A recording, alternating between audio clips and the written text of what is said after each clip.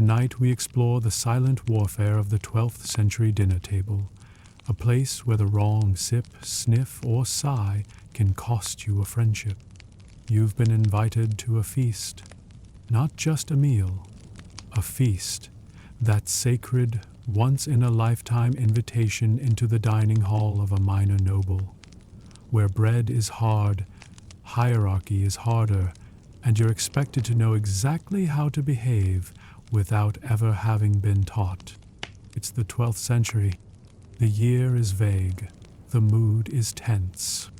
You arrive dressed in your best tunic, which is to say, the one with the fewest patches, only a little bit of goat hair, and a neckline that doesn't actively insult the church. You haven't eaten all day, not out of fasting, out of strategy, because tonight you're going to sit at a long wooden table among knights, merchants, and women with eyebrows sharper than your knife, and somehow you must not offend anyone, not even accidentally, which in this century is almost impossible. So, before you get comfortable, take a moment to like the video and subscribe, but only if you genuinely enjoy what I do here. And hey, leave a comment with your location and what time it is where you are. I love seeing where you're all tuning in from. Now, dim the lights, maybe turn on a fan for that soft background hum, and let's ease into tonight's journey together. The dining hall is impressive. Tall stone walls, lit by flickering torches that cough smoke into the corners. A rush-covered floor that smells like lavender if you breathe shallowly and like mildew if you don't. A table stretches the length of the room, already half filled with people who are not eating but watching, talking in whispers, staring at arrivals, judging.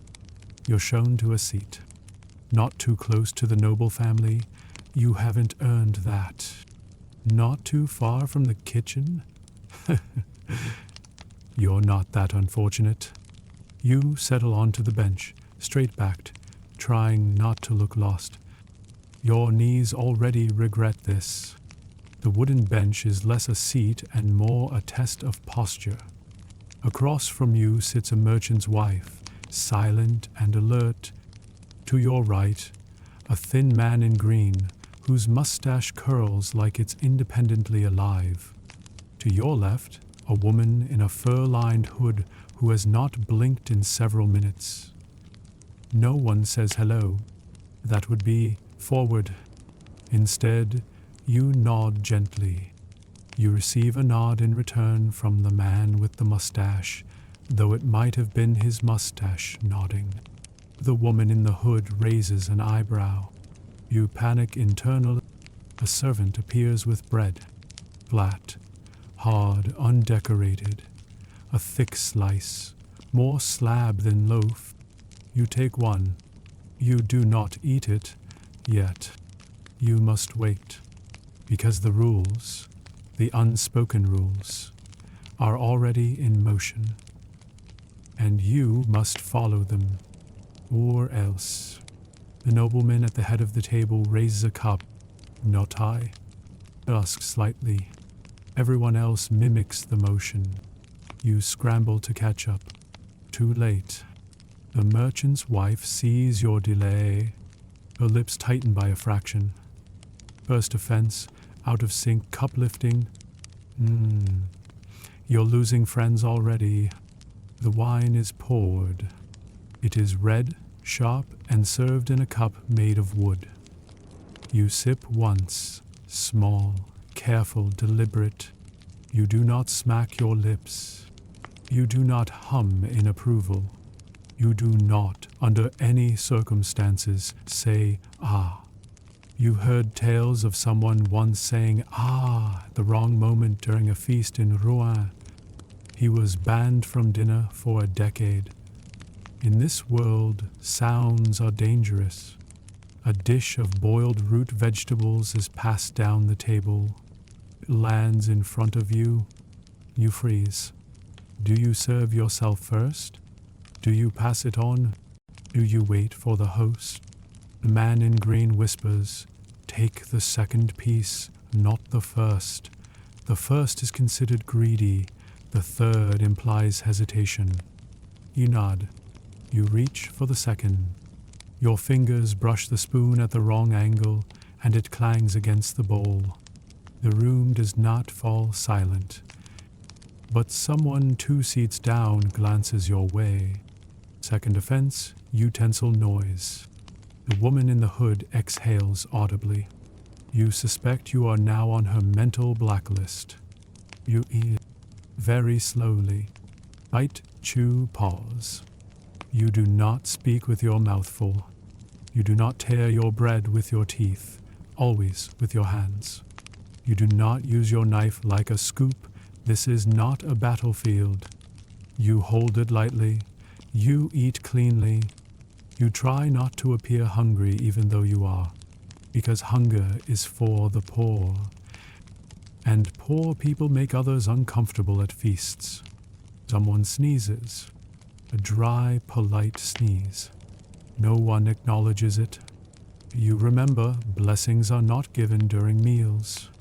Words invite spirits. Spirits linger in bread. This is not superstition, this is etiquette. You stare at your plate. You do not speak. You become one with the silence. Dessert is announced. It's not really dessert. It's stewed apples and something brown. You smile politely.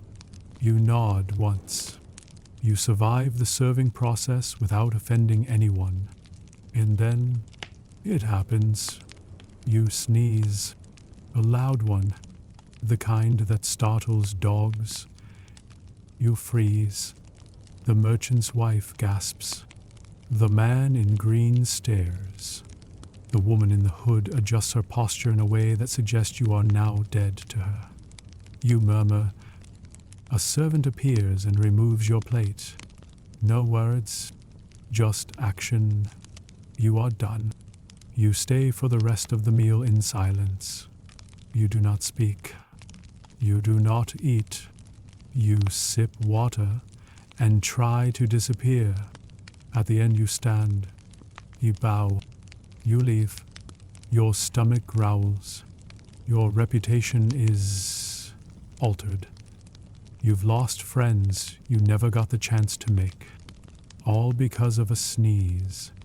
Welcome to the 12th century dinner table, where silence is golden and you, tragically, are human. You're still thinking about the sneeze. It echoes in your memory like a church bell rung at the wrong time. Loud, sudden, improper. You didn't mean to, but that doesn't matter. In the 12th century, intentions don't absolve etiquette sins. And now you're certain half the table has filed your name mentally under those who cannot be trusted with apples. Still, you return to your lodging alive, which technically means the feast wasn't a disaster, just a mild social catastrophe. You take comfort in that, because tonight you're invited again to a smaller dinner, a second chance. Maybe the host this time is not a baron or a bishop, just a local knight, Sir Adhelm, respected for his sword, feared for his sense of table order. You've heard stories, how he once exiled a man from his hall for slicing bread with the wrong hand, how he keeps a separate knife just for apples, and calls anyone who uses it for cheese a reckless beast. But you're determined to get this one right. You will not sniff. You will not slurp. You will, above all, observe. The dining room is smaller, but somehow more intimidating. Fewer people, less noise. Every sound matters now. You can hear forks scrape against plates, like tiny metal judgments. You can hear someone chewing 3 chairs down. You can hear your own heartbeat, nervous, steady, trying not to thump out of sync with the rhythm of ritual. You sit. You nod politely to your neighbors. They nod back.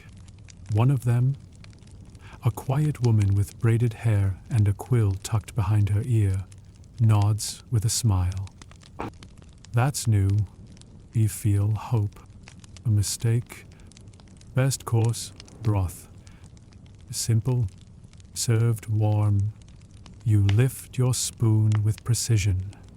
You do not clink the edge of the bowl. You do not blow on the liquid. You simply... The man to your left sips first. Then the woman with the quill. Then you... The broth is fine, slightly sour, but more importantly, it's neutral. No strong aromas, no floating surprises. You sip without a vent. Victory. So far. Bread arrives. Soft. Fresh.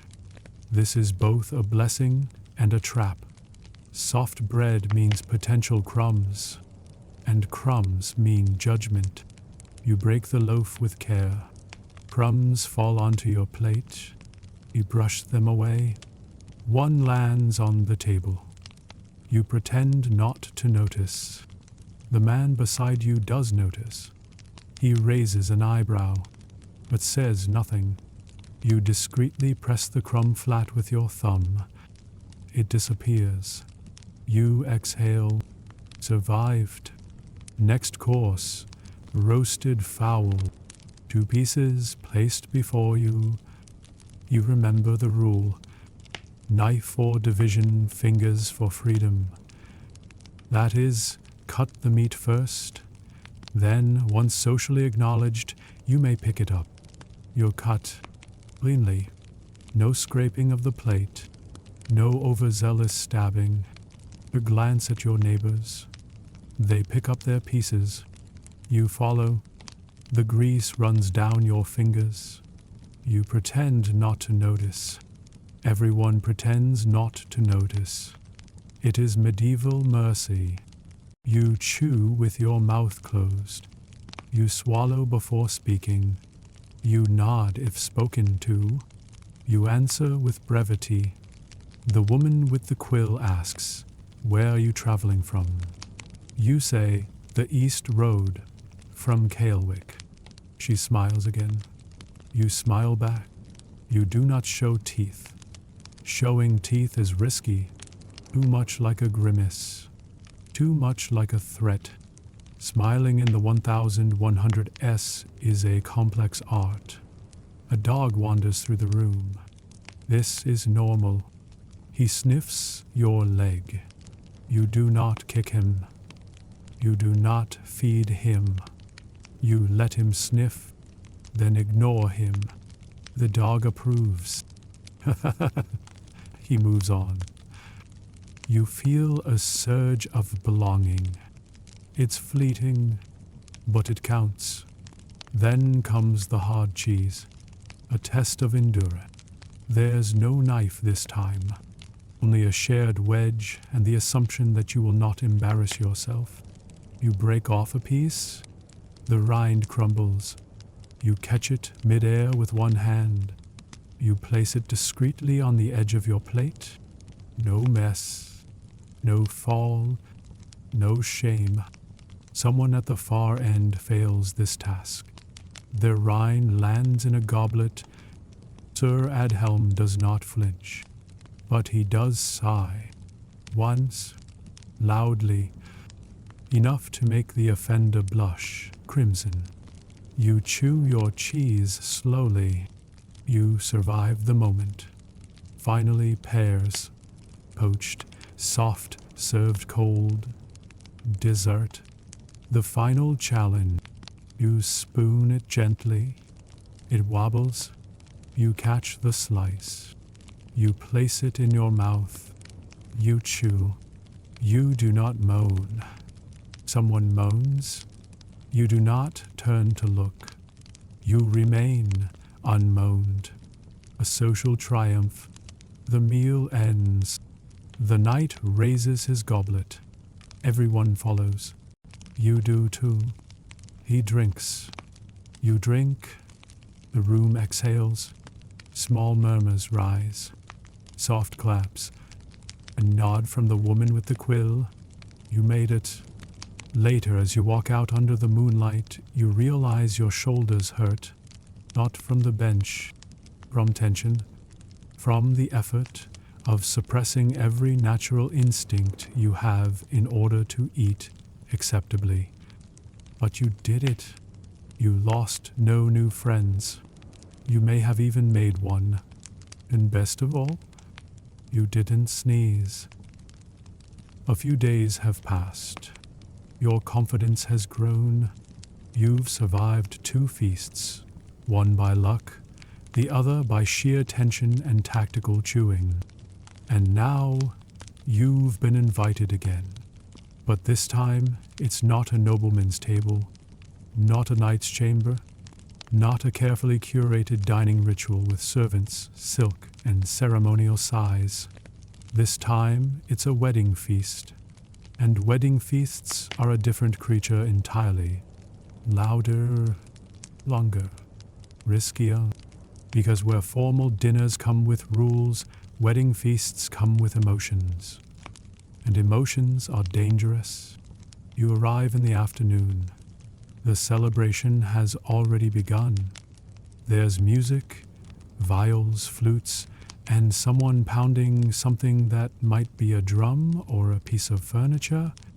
There's a smell in the air, roasted meat, herbs, ale, and a whiff of something floral trying its best. The bride is radiant. The groom is flushed. Everyone else is somewhere on the spectrum between delighted and already tipsy. You take a deep breath, you adjust your belt, and you step into the courtyard where long tables creak under the weight of food, drink, and expectation. Your seat is next to a man who won't stop smiling and a woman who hasn't stopped crying since you arrived. You don't know either of them. That's typical. At wedding feasts, you are always seated near someone who is either too familiar or not familiar enough. Across from you sits a baker. You know he's a baker because he smells faintly of yeast and disappointment. He nods. You nod back. Then sit quietly, waiting for whatever chaos the next 6 hours will bring. There is no first course. There is just all of it, all at once. Loaves, birds, pies, soft cheese, hard cheese, something pickled, something jellied, and a pot of something bubbling ominously that nobody admits to having cooked. You're expected to eat. You're also expected not to eat too quickly, or too slowly, or too enthusiastically, because enthusiasm at a wedding is acceptable only if it's for the couple, not the turnip mash. You serve yourself sparingly. A slice of pigeon pie, a square of something that might be egg, a spoonful of beans. The baker across from you winks. You don't know why. You pretend you didn't see it. The crying woman takes a gulp of wine and sobs harder. The man beside you tells you the bride once punched a monk. You nod like that's perfectly normal, because tonight it is. The toasts begin, and you quickly realize that drinking is no longer optional. You raise your cup as names are shouted. Each name comes with a short story, some romantic, some insulting, some confusing. To the bride's sister, who can bake but won't. Everyone laughs. You laugh too. You sit. You sip again. Your lips go numb. The food keeps coming. The plates change, but not really. New meats appear. New sauces. New combinations of vegetables that defy nature and good sense. Someone hands you something wrapped in pastry. You take a bite. It's but also spicy. You nod approvingly to no one in particular. This is the safest reaction. A young man begins singing, off-key but with passion. He's holding a turkey leg like a baton. People cheer. The baker joins in, slamming the table in rhythm. You are caught in the swirl of noise, grease, song, and human warmth. You let go of your manners. Just a little. You chew with less hesitation. You sip more freely. You smile. And that's when it happens. Someone down the table makes a joke. A crude one. You hear it. You try not to laugh. But you do. Out loud. And the wrong person hears. The mother of the groom. She turns slowly. She stares at you. Not angrily. Worse. Disappointed. As if you've failed her son personally. You mouth sorry. She doesn't blink. You sip your wine. It doesn't help. The moment passes. But it's too late. You've been marked. Not exiled. Not banished. But quietly removed from the list of safe guests. You will not be offered a second helping of honey bread. You will not be asked to dance. You will not be remembered fondly in the bride's mind. You're fine with that, probably. Later, as the sun dips and the fire blazes, someone insists on a drinking game. You decline, twice, then participate with half enthusiasm. You spill a drop, not much, but enough. The baker frowns. The woman next to you hiccups, then hiccups again. Louder. Someone throws a grape. No one knows why. It hits the groom. He laughs. Everyone laughs, except the mother of the groom. She is still watching you. Eventually the music fades. The wine runs out. The bride is asleep. The groom is missing a shoe. And you're standing near the edge of the courtyard, breathing in the night air, wondering how many friends you lost without meaning to. You didn't insult anyone. You didn't spill a bowl. You didn't curse, sneeze, burp, or slouch. You only laughed at the wrong moment. And that was enough. But you also didn't fall in the fire. You didn't fight a goose. You didn't proposition the abbess. So, overall, not bad, not glorious, but not ban-worthy, which, by 12th century standards, is a win. You walk home smelling of pork, wine, rosemary, and accidental dishonor, and somehow that's starting to feel You wake up with the vague sense that you might be married. You're not, probably, but after last night's wedding feast, the songs, the spilled wine, the questionable pie, it's hard to be certain. Your cloak smells like smoke. Your sleeves are sticky with something sugary. There's a sprig of rosemary in your boot that you don't remember putting there. You sit up. You take stock. Body intact. Reputation unclear. Friends, possibly fewer than yesterday. So far, so medieval. You weren't expecting another invitation, but it comes. This time a midday meal. A less formal gathering, someone says.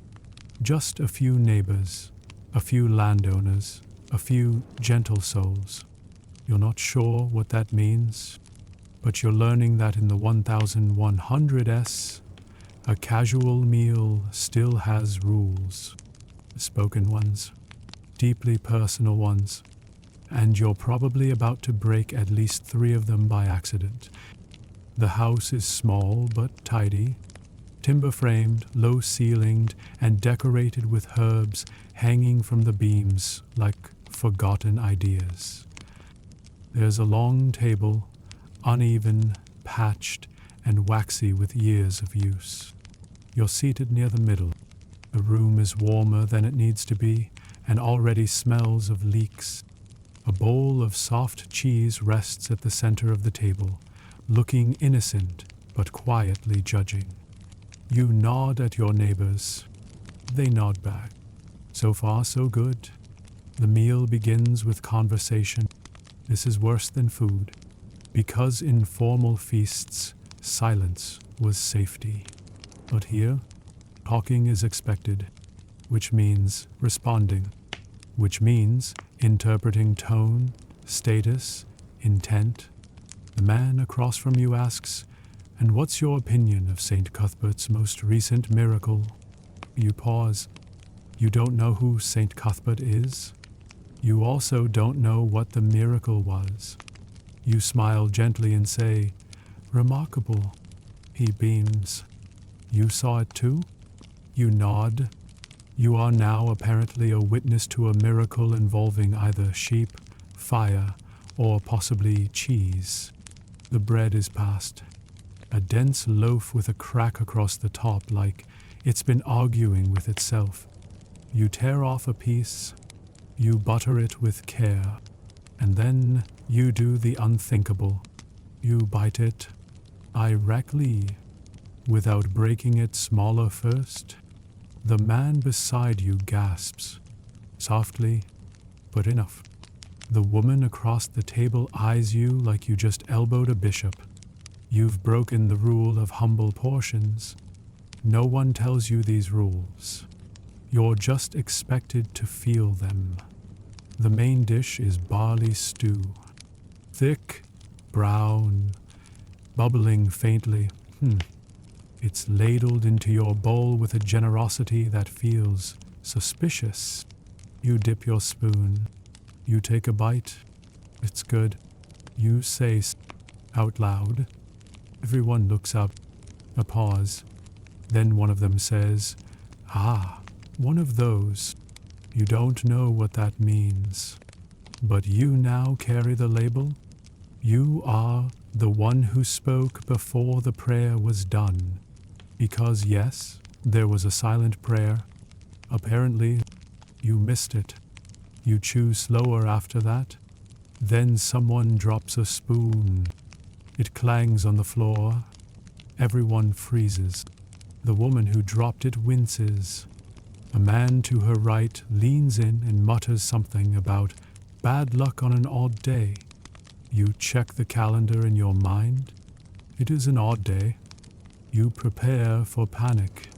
But instead someone, the host maybe, stands and claps twice. Not loudly, just enough. And the tension breaks. The spoon is retrieved.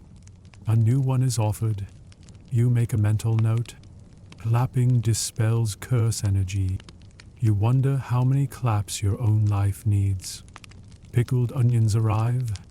You're not sure why. They're placed at the edge of the table. No one reaches for them, but they're there. You feel like they're watching you.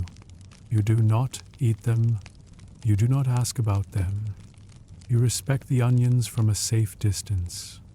That's just basic etiquette. Dessert is spice custard, surprisingly pleasant. You taste cardamom, honey, and a faint trace of clove. You're savoring it when someone across the table sneezes directly into their bowl. A moment of absolute silence follows.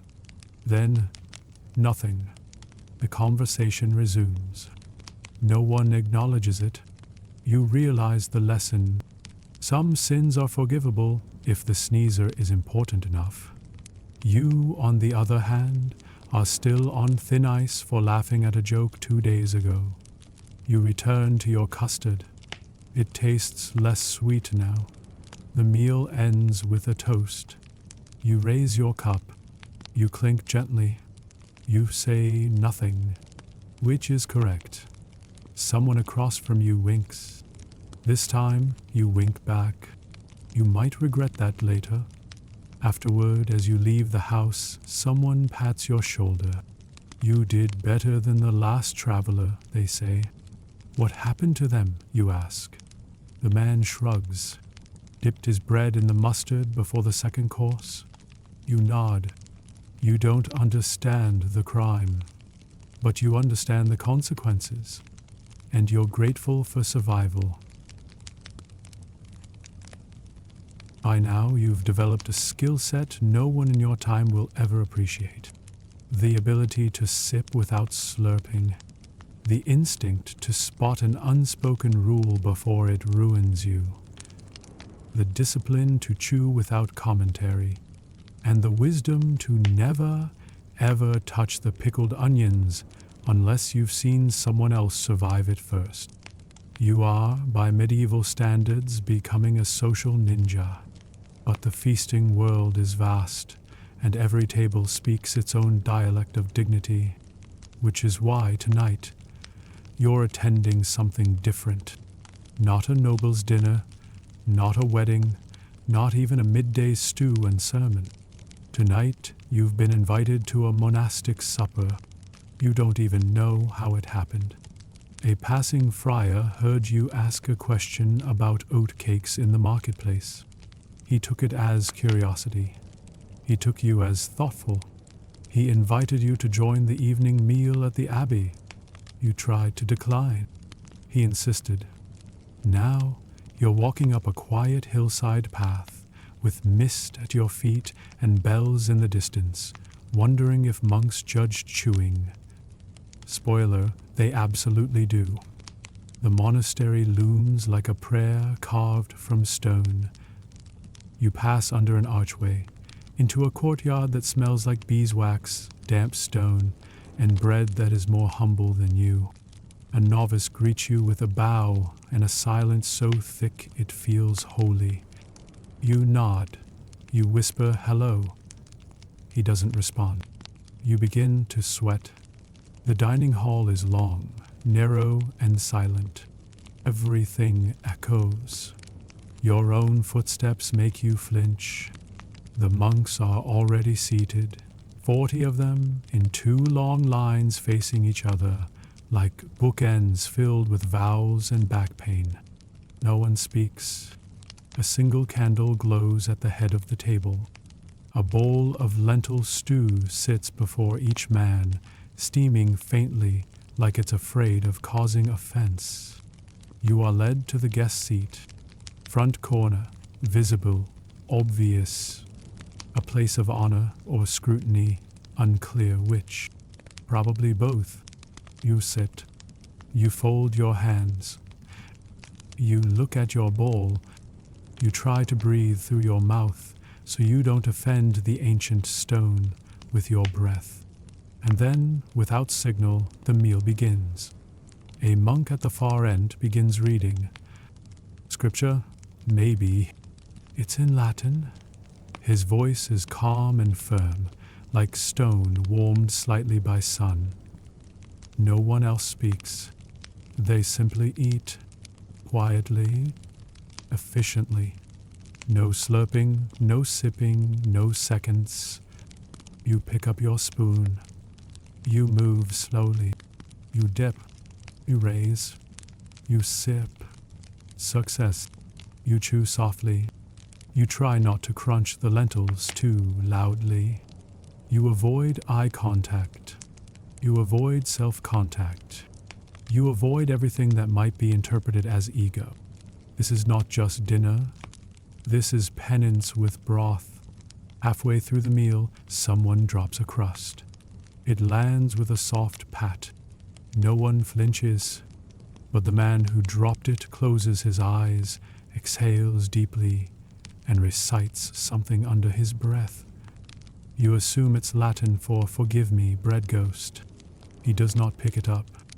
It stays on the floor, a crumb of shame. You wonder if there's a ritual for that. The bread is rough, dense, almost defensive. You chew it anyway. You do not dip it in your stew. You almost do, but at the last second, you see the monk across from you pause. Yacht clear. Just pause. and that pause saves you. You chew, dry and dignified.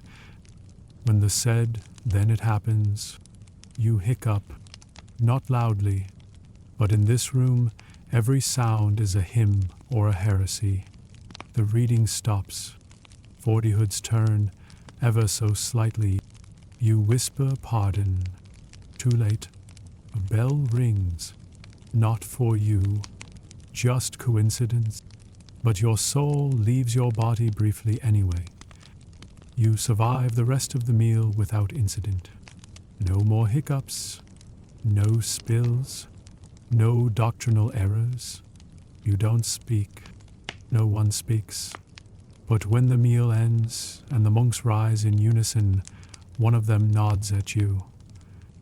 It's barely a movement, but it feels like an honorary degree in don't be noticed. You walk out of the hall lighter, hungrier, and more reverent than when you entered. Later, a novice finds you outside.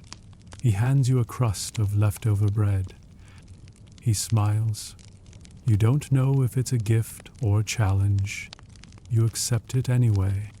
You take a bite. It tastes like humility and something vaguely herbal. And you feel whole. Not full, just whole. Like someone who did not sneeze at a sacred table. The monastery meal lingers in your memory like a whisper you weren't meant to hear. It was quiet, calm, nearly odorless, a miracle by 12th century standards. And you think perhaps your run of accidental offenses has ended. But then you're invited to a noblewoman's private supper, and you realize quickly that the stakes have changed again. Not because the rules are different, but because now the rules are a performance, and you're on stage. The house is beautiful, stone-framed, ivy-draped, with a wooden door that sighs when it opens. You're greeted not by the host, but by her steward, a thin man with perfect posture and a voice like freshly dried parchment. He speaks only when necessary, and when he does, you feel like he's judging your ancestors. You're shown into a small hall. It smells of lavender, candle wax, and something roasted with very expensive intentions. You are not ready. The table is round. No head, no hierarchy. That's the trick. You think you're among equals. You are not. You are in a social experiment disguised as hospitality. The host, Lady Elisande, greets you with a smile so gentle it feels weaponized. She takes your hand lightly, palm down, minimal contact, and thanks you for accepting her invitation. You respond with a nod and your most neutral words. An honor, my lady. You say it without choking. So far, you're winning. The first course is soup, not broth. Soup, creamy, pale, served in delicate bowls with wooden spoons painted at the ends. You hesitate. There's no clear sign to begin. Lady Elisande lifts her spoon, but does not eat. She lets it hover. Everyone waits. Then someone speaks. Joke. Not loud, not crude, just clever. Laughter drips around the table like syrup. Then, and only then, she takes her first bite. Everyone follows. You are half a second late. No one says anything, but someone across the table tilts their head slightly.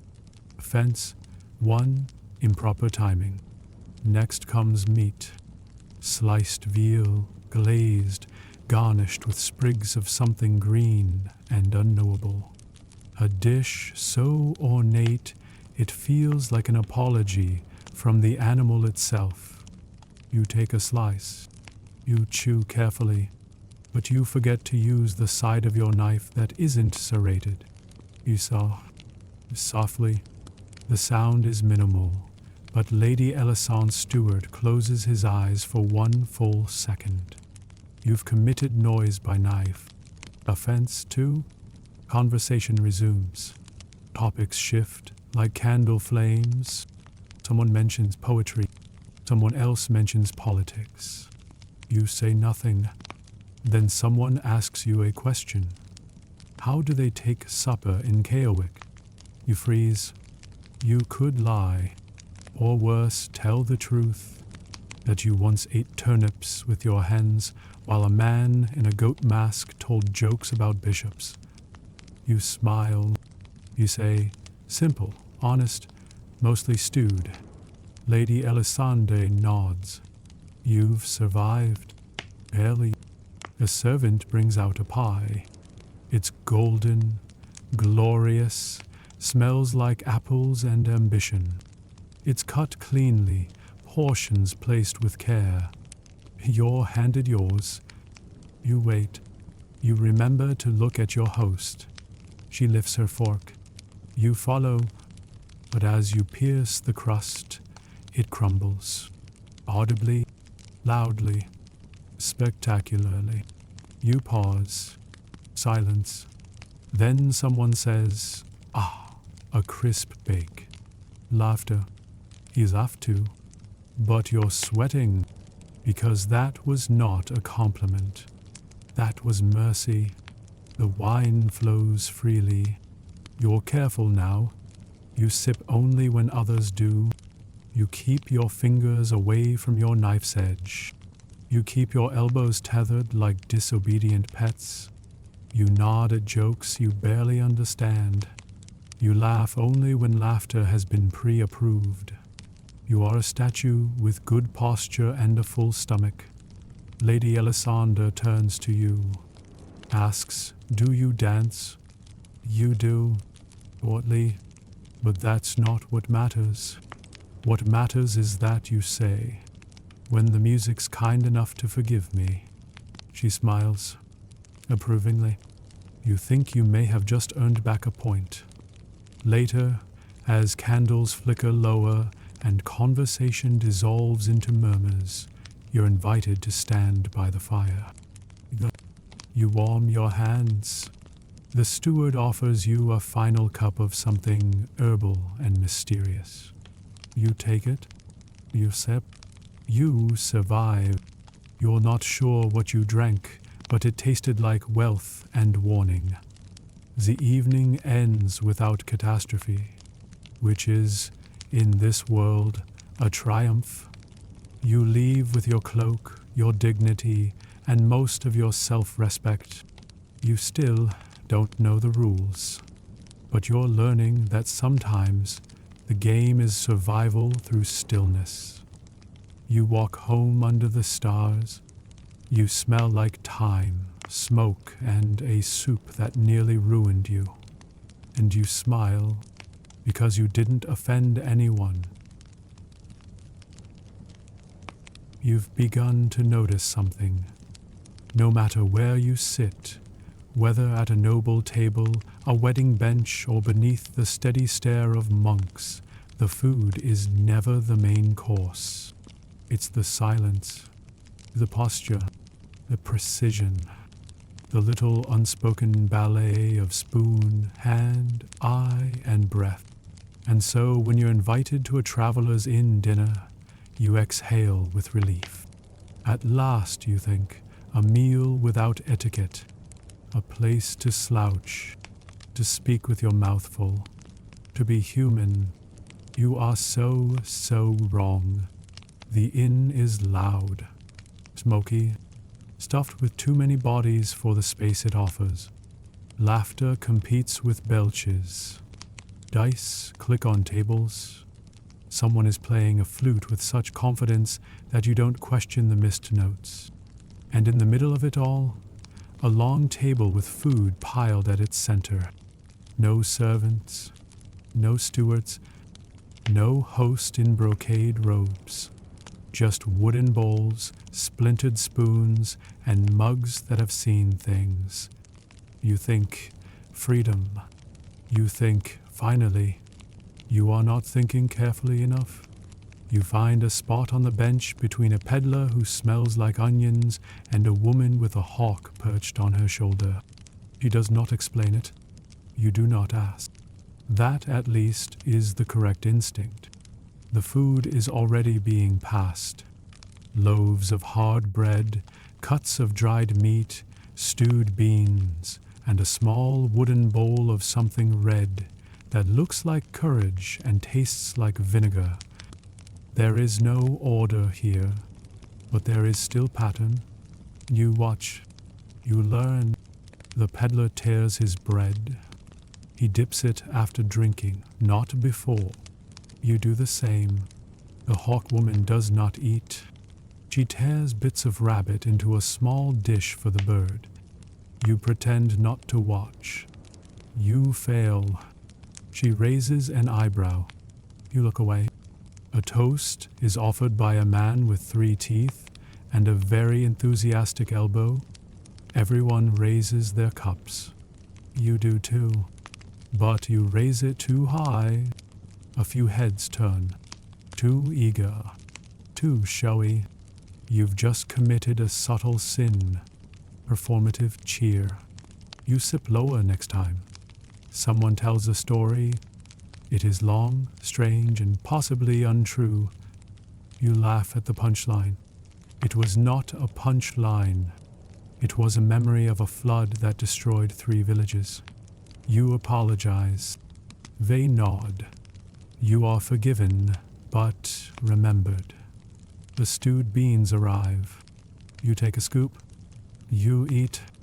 They are excellent, and they are loud. Not the beans. Your tin chewing. It echoes, somehow. You try to soften it. You chew on the side. You sip to mask the sound. Now it looks like you're drinking your beans. The hawk stares at you. You bow your head. The spoon falls. You're to the floor. Everyone freezes. In noble halls, this would mean shame. Here, someone tosses you another, made of metal, heavier, stronger. You nod in gratitude. He says, "Don't drop that one." You try not to. You grip it like it's a relic. Dessert is a single fig. Shared, passed around. You don't know what to do. You touch it. Take some. Is there a knife? The hawkwoman plucks off a corner and passes it. You do the same. It ends up as a memory and a smear. But no one complains. That is the rule here. Don't take too much. Don't take too long. Don't make it weird. You succeed at one of those. That's a win. Later, the crowd thins. The stories grow softer. Someone begins singing about a lost mule and a woman named Aveline. The peddler cries. The hawk sleeps. You sip your drink and feel something new. Not full comfort, but the absence of fear. Someone across the table, a blacksmith maybe, raises a mug to you. Didn't talk too much, he says. You nod. Didn't chew like a cow, he adds. You're unsure if that's praise, but he smiles. You've passed, and as you rise to leave, the hawkwoman places a walnut in your palm. Says nothing, just a glance, just enough. You carry it with you, that tiny symbol of shared space, mutual survival, and the idea that manners look different everywhere, but they always exist. You walk out into the night, full, silent, and 1 walnut wiser. The walnut stays in your pocket for days. You don't crack it open. You don't eat it. You just carry it. It's not food, not anymore. It's a reminder. That silence can mean respect. That observation is a kind of language. That every table, from castle to cloister to tavern, has rules, even if no one ever says them out loud. And now, you've been invited again, but this one is different, because this time, you're hosting, not entirely by choice. You're lodging at the home of a merchant who's gone south for a fortnight. In exchange for a bed and a key, you've agreed to receive his contact, which, it turns out, means offering them supper. And just like that, you're in charge of a meal you don't know how to prepare for people you've never met, using dishes you've never owned. It's fine. Everything's fine. Probably. You sweep the floor. You straighten the table. You stare at the 5 mismatched wooden cups like they might align themselves out of pity. There's bread, a stew you made by feel and prayer, and something green you didn't recognize, but which boiled into submission after 20 minutes. You light a single candle, mostly for dignity, partly so the guests can't see how much you're sweating. They arrive in pieces. First, a woman with muddy boots and an apron full of herbs. She nods once and says nothing. Then a boy, no older than 12, carrying 2 loaves and a look of mild terror. Then a man in a thick cloak who smiles too much and introduces himself 3 times. Lastly, a quiet couple who smell faintly of beeswax and goat. You don't ask. You smile. You gesture to the table. They sit. You follow the rules you've learned by failing. Don't sit first. Don't speak first. Don't serve first. Don't brag about the food. Don't apologize for it either. You nod. You pour water. You break bread. You wait. And it begins. The woman with the herbs is the first to eat. She takes 1 bite, chews, nods once, then reaches for more. The others follow. You do too. The stew is edible, little salty, a little gray, but warm and sincere. It will do. Conversation begins slowly, mostly between the couple, whispers about wool prices and a niece who has run off with a lute player. You smile, laugh once, then return to chewing. You think you're doing well. Then the boy sneezes into the bread. Everyone freezes. You wait for judgment, but none comes. The woman with the herbs tears off the sneezed portion, drops it into the fire, and hands the rest to the couple. They accept it. No sighs, no lectures. Just problem solved. You exhale. The man with the too eager smile makes a toast. To warm stew and quiet company. You raise your cup. You don't clink, it's not that kind of crowd. Everyone drinks. You drink. The candle wobbles in a breeze that wasn't there a moment ago. You pretend not to notice. Dessert is cheese and a single pear, sliced thin and carefully fanned onto a shared plate. You made the presentation effort. You're proud of it. No one comments. But they eat it. That's enough. As the meal winds down, you realize no one has criticized your cooking. No one has praised it either. But all the bowls are empty, which in this culture is the loudest compliment you'll ever get. The man in the cloak tells a story, something about a fishmonger who lost a bet to a priest and had to wear a sausage necklace to confession. It makes no sense. Everyone laughs anyway, including you. You think you've done it. You think you've hosted a meal without shame, until the boy stands up and knocks over his water cup. It spills across the table and over the edge, right into the stew pot, which had been resting there to cool. A perfect splash, a soggy disaster. Silence. You prepare for judgment. But the herb woman shrugs. Now it's soup again, she says. And that's that. When they leave, they do so slowly, with thank yous, soft nods, and no broken eye contact, which in this century is as close to a standing ovation as you'll ever get. You're left with empty bowls, damp linens, and a deep, slow warmth in your chest. You hosted a medieval supper, and nobody left insulted, not even the goat people.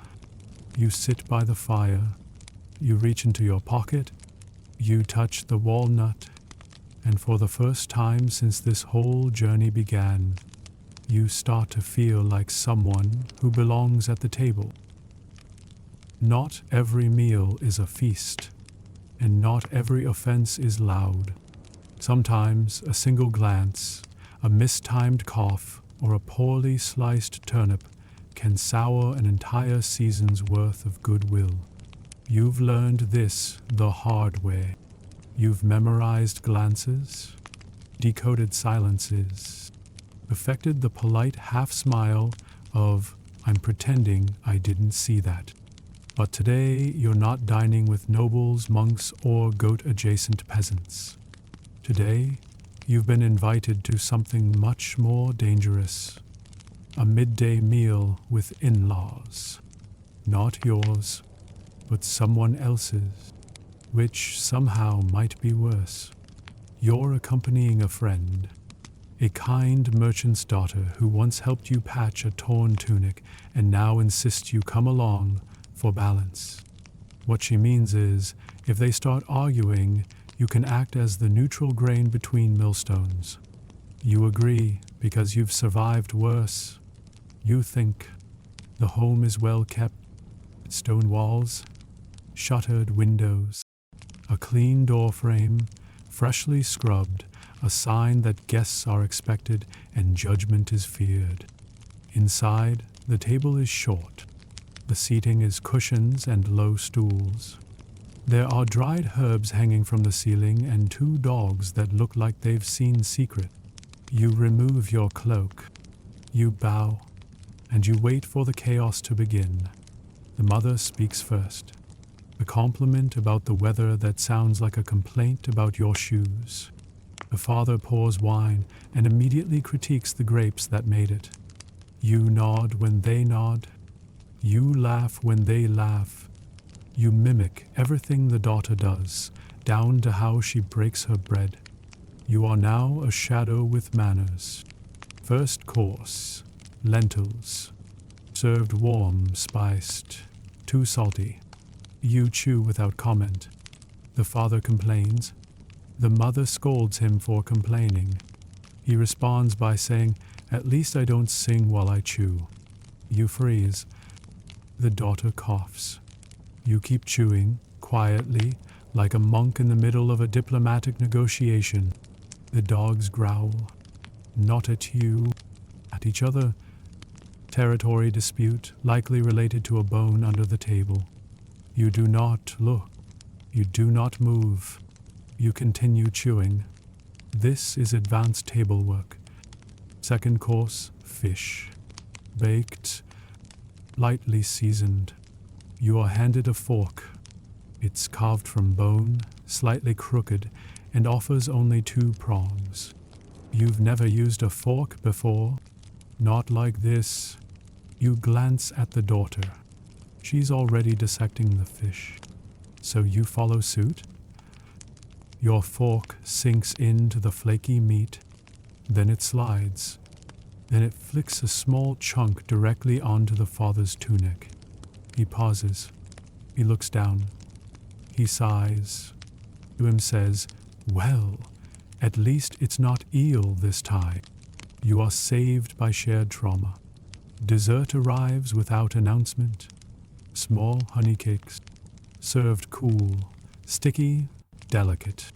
The kind of dessert you eat with your fingers and your future in mind. You take one.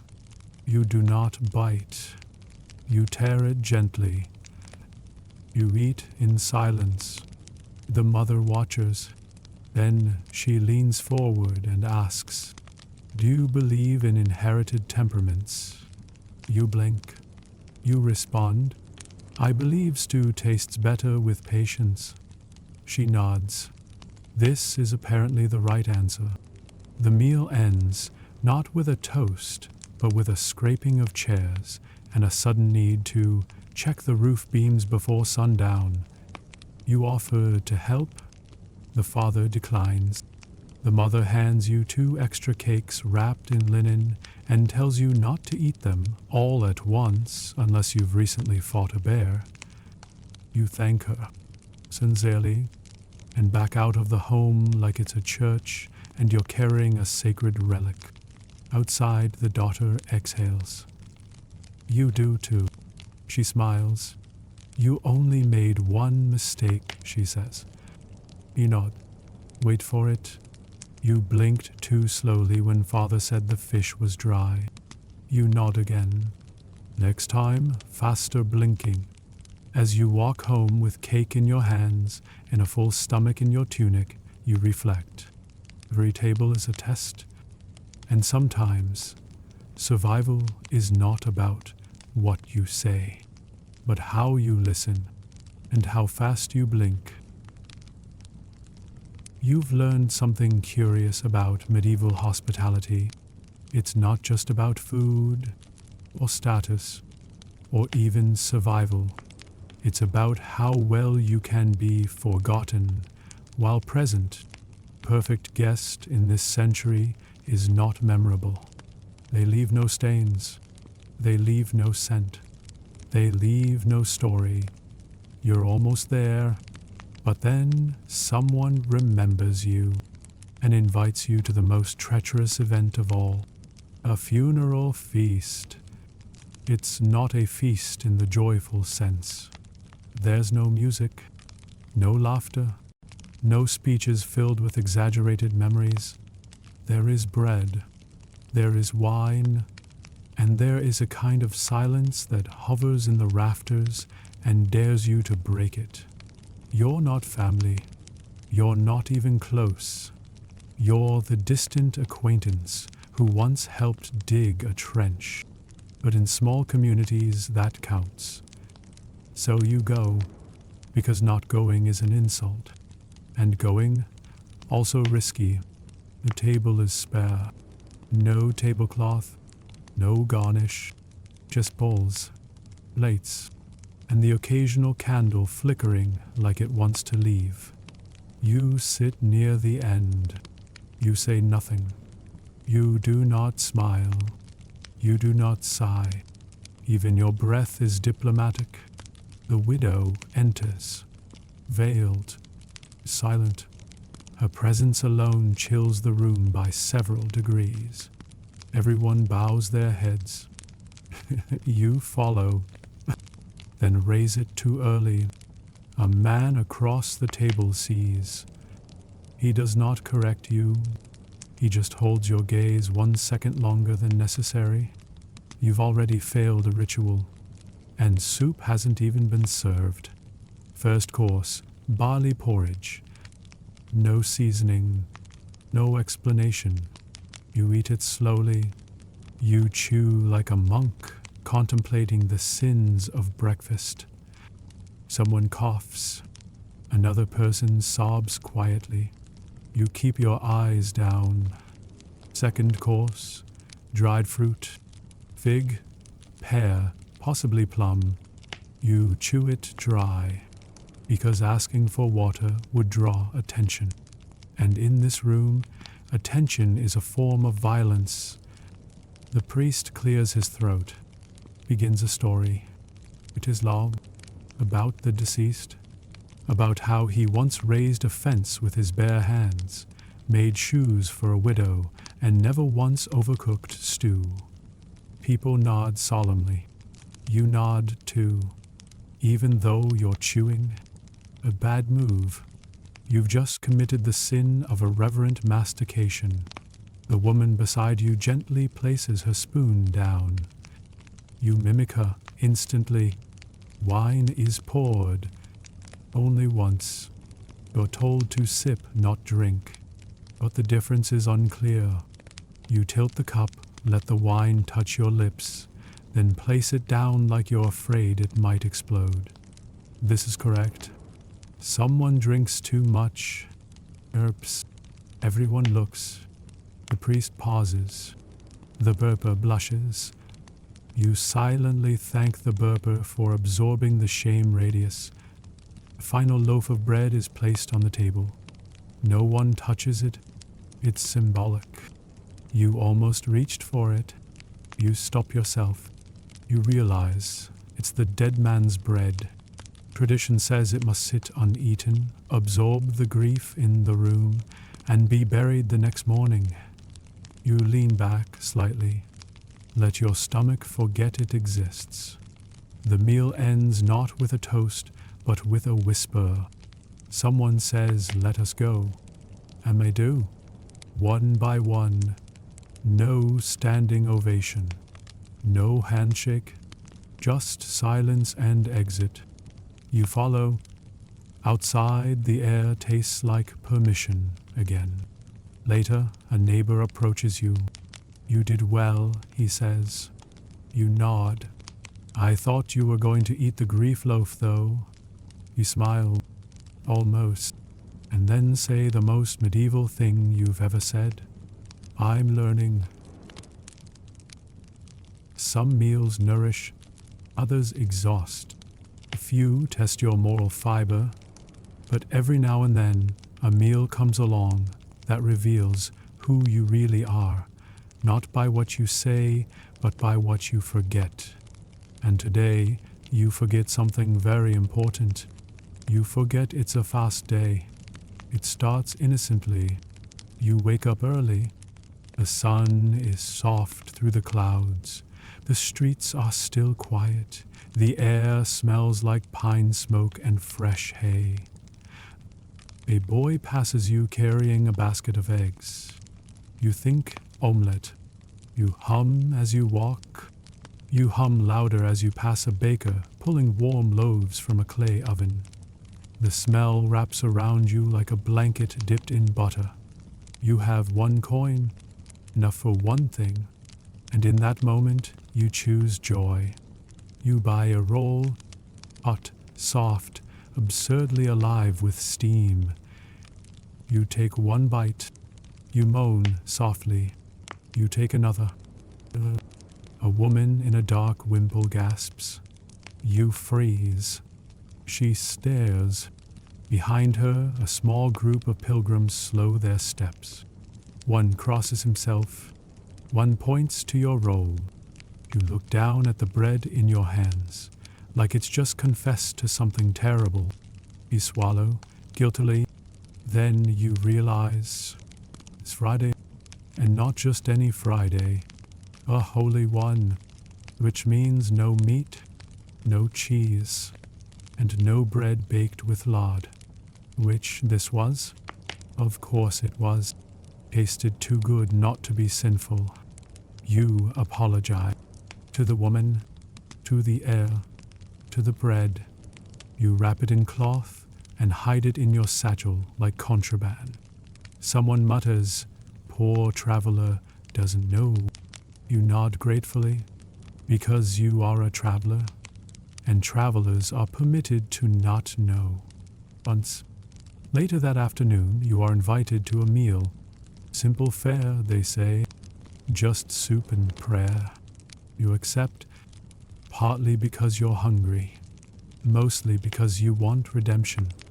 The meal is held in a shaded garden behind a small chapel. 12 people are seated at 2 tables, all quiet, all composed, all fasting. You sit near the end. You say nothing. You unfold your cloth napkin like it might explode. A bowl is placed in front of you. Salt? Something green and vague.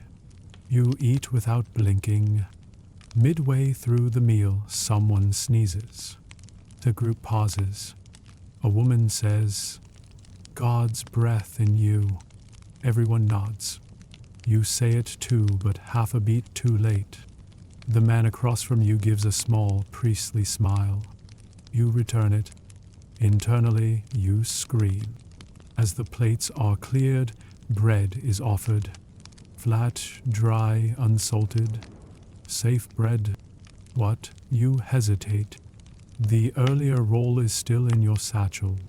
Still warm. Still guilty. You don't reach for the flatbread. You accept your punishment. After the meal, a monk approaches you. He says, "You're the one who ate the larded roll this morning." You freeze. He smiles, adds, "It smelled amazing." You exhale. He pats your shoulder, then says, "Next time, just tear off a piece and share. That way we all sin equally." You laugh. So does he. Then he walks away. You sit on a stone bench, hands folded, belly quiet. You think about how one bite can separate you from a crowd, and how one apology can bring you back. You don't eat the rest of the roll. You bury it gently by the chapel gate. A small offering, a breadcrumb of humility. You walk home lighter, still hungry, but forgiven. You start to wonder if meals are ever just meals. So far, you've dined in silence, in grief, in laughter, in fear, in holy contemplation, and in the shadow of a hawk. Every plate has come with a lesson. Every spoon has doubled as a mirror. But today is different. You're not dining in someone's home, or at an abbey, or at a long ceremonial table with candlelight and heavy expectations. Today, you're invited to eat in the fields. The invitation comes from a group of laborers, stone workers, carpenters, cart haulers, people whose hands tell stories in callus and dust. You help one of them lift a barrel in the morning. He nods, and without ceremony says, "Come eat with us." You say yes, and just like that, you're in. No need for titles, no testing glances, no rules of posture or sacred fork alignment, or so you think. The meal happens under a tree, not a grand tree, just a tree tall enough to cast a ragged shadow, wide enough to seat 6 tired people and a stray dog. The food is spread out on a wool blanket. There are no plates, no bowls, just hands and bread and trust. You sit cross-legged, shoes off. You feel the grass under your toes and realize it's the first time you've been barefoot since ever. The sun is warm. The wind doesn't judge. Someone passes you a piece of cheese, already bitten at one corner. You hesitate. You eat it anyway. That's the rule here, no pretense. There is dried meat, some soft onion, 2 carrots, shared. A single pear sliced 6 ways. You're handed a piece of flatbread. You're told to scoop the meat. You do. It works. No knives. No serving order. No side glances. Just food, hunger, and people who've already sweat out their pride by sunrise. Someone burps. Loudly. Laughter follows. Someone else spits a seed too far and hits a boot. More laughter. You watch the rhythm of this meal, how easy it flows, how generous the silences are, how honesty doesn't feel like a threat here. You try a joke. It's short. It's slightly odd. But they laugh. Not politely, genuinely. One of them claps you on the back. You cough on your bread. You'll laugh harder. Now you're one of them. A man named Ralph tells a story about a cow that refused to be milked unless someone sang Ave Maria through a bucket. Everyone nods as if this is perfectly reasonable. You do too. Then someone asks you, "What's the worst thing you've ever done with a spoon?" You panic, then say, "I once used one to stir laundry soap, then forgot and ate stew." They laugh so hard they fall sideways. You are celebrating. The meal ends with an apple tossed between hands. You fumble it. They cheer anyway. Then someone tears the heel off the last bread round and tosses it to the dog. It catches it mid-air. Triumph. Applause. End of banquet. You lie back in the grass. Stomach full. Hands dusty. Heart eased. No shame. No judgment. Just a breeze. A burp. A memory. You realize something as the group packs up and heads back to work. There were still rules. Unspoken ones. Just like always. But here, the rules weren't about silence or poise. They were about belonging. Share what you've got. Laugh when someone falls. Don't hog the cheese. Never waste bread. And always, always include the dog. You return from the field feast sunburned, dust-covered and full, in a way that goes beyond food. You've eaten in silence, in sorrow, in ceremony. Now you've eaten in ease. And just as you begin to believe you've mastered every flavor of 12th century mealtime, an invitation arrives that proves you wrong. It is written with ink, sealed with wax, carried by a boy with shoes far too clean. You've been summoned to a diplomatic supper. You ask no questions. Questions imply doubt. Instead, you nod solemnly, as if this was entirely expected. He smoothed your tunic. You borrow a cleaner belt. You leave your dog-eared bread crust behind. Because this is the kind of meal where every gesture is a message, and one wrong gesture could start a feud, or worse, a silken silence. The supper is hosted by two households, negotiating the return of a shared grain field. Apparently, an ox wandered onto disputed soil, and rather than war, they chose wine. Diplomatic dinners, the only place where spilled soup could become a border issue. The hall is neutral. No family crests. No favorite spices. The candles are plain. The seating precise. Even the bread is baked into perfect circles. No edges, no corners, no accusations. You're placed between the two factions. You are, effectively, the bread in a passive-aggressive sandwich. The steward explains the rules. Softly. No raised voices. No second servings. No meat with bones, too suggestive. And absolutely no pointing with cutlery. You nod. You don't blink. You don't breathe too loud. This is not a meal. This is a treaty disguised as a tart. First course, poached leeks. You eat with your eyes lowered. The leeks are slippery. One slides back into the bowl and splashes slightly. The man to your left raises a brow. You pretend nothing happened. The woman to your right casually places a linen cloth over the drip. Crisis managed. Second course, boiled hen, already deboned.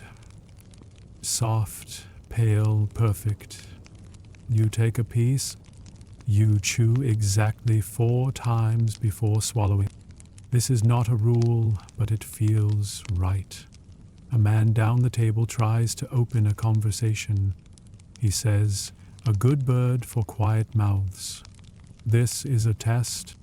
You respond, "Nothing noisy ever fed a village." People nod. One smiles. You gain invisible points.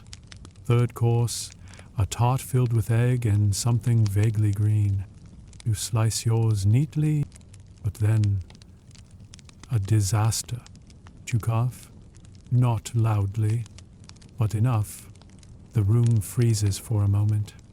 You sip water, bow slightly, place your hand flat on the table, the universal sign for I am aware, I regret, I am mortal. The host nods. You're forgiven. Barely. A dispute breaks out near the end of the table. Not loudly, just a murmur of misaligned memory. Was the ox brown or brindle? Did the track veer right or stay on the path? Bread is broken again. Wine is sipped. Someone recalls a shared baptism. The moment softens. You chew your tart quietly, and then candied fennel. Strange, crunchy, unexpected. You take one piece. You chew. You smile just enough to signal I have taste, but not opinions. It works. When the meal ends, no one claps. No one stands. They simply dissolve, like mist into forest. You do the same. A diplomat of digestion, a survivor of parsley politics. Outside, the air is warm. Your tunic clings slightly. Your stomach is calm. Your pride intact. You've eaten without offense, faced a negotiation made of soup and smiles. And for once, you didn't say a word too much or too little. You are invisible. And that, tonight, was everything. You've sat through silence, through laughter, through tension that could curdle milk and bread so hard it could double as armor. You've learned that food is never just food, it's a language. And by now, you're fluent in the dialects of diplomacy, desperation, and dried lentils. But no one warned you about children. The invitation is casual. An old acquaintance, a Thatcher, asks if you'll join his family for supper. You say yes. Of course. Why not? It's been days since your last near disgrace, and you're beginning to feel bold, dangerous, foolish. Because when you walk into the Thatcher's cottage, you see not just bowls, not just bread, but 3 children under the age of 10. The room is warm, crowded with toys carved from sticks, and chaos hidden beneath every blanket. The children stare at you. One is chewing on something. You don't ask what. The Thatcher's wife greets you kindly. She hands you a cloth. You assume it's a napkin. It is not. It is a shield. The meal is stew. Of course. Potatoes, onion, a hint of parsnip, and a broth that seems honest if not inspired. You sit between the eldest child and a sleeping dog. The youngest is already banging a wooden spoon against the table. The middle one sneezes directly onto the bread. No one reacts. This is normal. You eat slowly, carefully, but the rules are different here. One child eats with their fingers. One refuses to eat at all. One is hiding meat in a pouch under the table for the garden spirits. You want to correct something, but you don't. Because here, you are the outsider, and outsiders don't parrot. Outsiders observe and chew fast. Halfway through the meal, the youngest asks you a question. Are you married? You cough. The Thatcher chuckles. The wife mutters something about bold tongues. You recover? No, you say. Why not? The child demands. You smile. Because I haven't met anyone who likes my soup voice. They stare at you, then burst into laughter. The tension breaks. You've passed test 1, deflect with nonsense. But test 2 arrives immediately. The eldest child offers you a bite of something, a mystery lump half bitten and suspiciously warm. You pause. You nod. You accept it. You take the smallest possible nibble. You smile like it's divine. They beam with pride. You never discover what it was. You're not sure you want to. The dog wakes up. It stretches, farts once, and places its chin on your foot. This is a compliment. You do not move.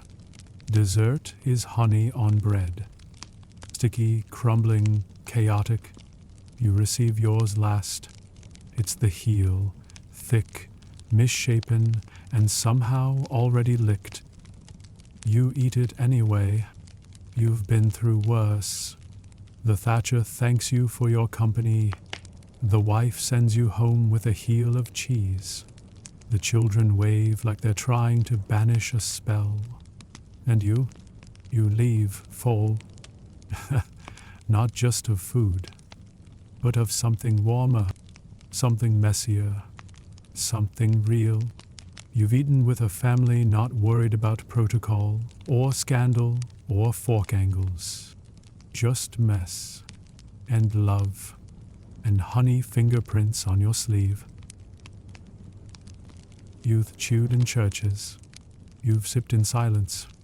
You've swallowed shame beside nobles, monks, merchants, children, dogs, and one suspicious goat. And somewhere between your first sneeze and your final bite of honey-stained crust, something changed. You stopped surviving meals. You started listening to them, not to the words, but to what sits under the table. Hierarchy, ritual, story, fear, laughter. And now, one final supper, not hosted, not announced, just shared. Fire, a bench, a heel of bread you've saved, and a traveler beside you, soaked with rain and smelling of wet wool and sheep oil. He says nothing. You nod. You tear your bread in two. You hand him half. He chews. You chew. You both watch the fire spark and hiss. And that somehow becomes the finest meal of your life. You think of the first table, to the noble hall, the glances, the strict silences, the fear of forks, the betrayal of soup. You were tense, clumsy, desperate not to offend, and still, you did, many times, but they weren't just mistakes. They were translation, clumsy attempts to speak a language you didn't yet know, the language of medieval meals. You know it now. You don't need perfect words, just clean hands, honest eyes, and a willingness to stay quiet when others chew. You think of all the things you learned. How not to touch the wrong bread, how to read a laugh before it's safe to join, how to bow at the right angle, how to accept weird cheese without flinching, how to hold a spoon like it's not a weapon, and most importantly, how to leave no trace but warmth. The traveler finishes his bread.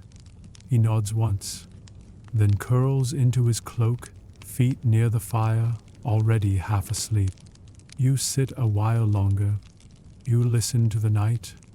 It sounds like frogs and crackling logs and a stomach slowly giving thanks. No one to impress. No etiquette left to remember. Just quiet and rest and peace. You close your eyes and think. You've lost friends at tables you barely understood, but you've made strangers into companions without saying a word. And somewhere in between the cough and the bread crust, between the goat and the diplomat, you became something rare in the 12th century. not noble, not important, not holy, just welcomed. Sleep finds you before the fire fades, and when you dream, it smells like stew, and sounds like laughter, and tastes like bread shared by two people with cold hands and warm hearts.